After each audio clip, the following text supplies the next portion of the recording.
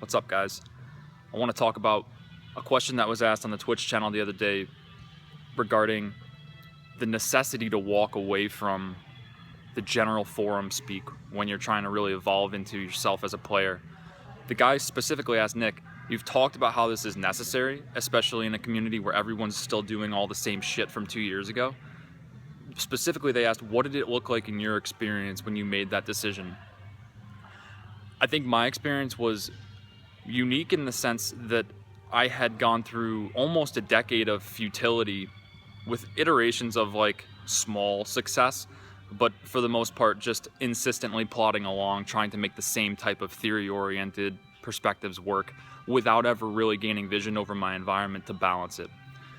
So around 28, when I finally got so burned out with the process, this would have been maybe fall of 2015, where I took like pretty much a year off from the community altogether. What it looked like for me was total burnout followed by a slingshot effect, where I knew that if I was going to keep going with this, I had to try something radically different. So as it started to stack on itself, where I was trusting a little bit more and then following into intuition in the learning process, what it felt like to me was something that was more pleasant than what I previously knew.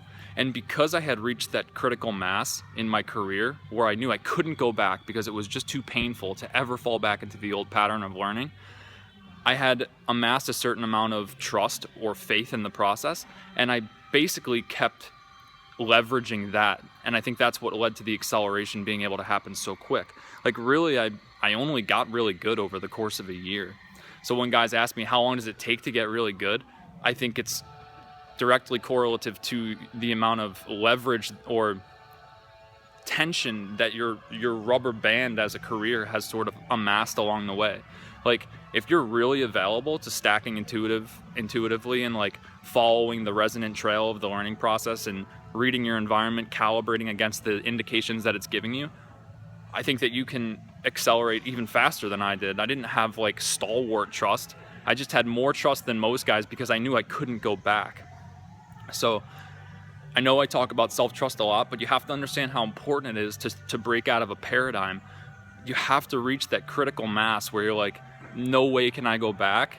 And all I have is the glimmer of hope that the way that this path feels is leading me towards something that's more real and more balanced.